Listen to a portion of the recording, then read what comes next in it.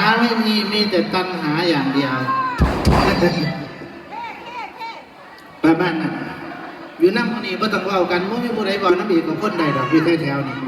อันเดียวเว้าน้ำเกกับคนน้ำไปที่รีสอร์ทเลย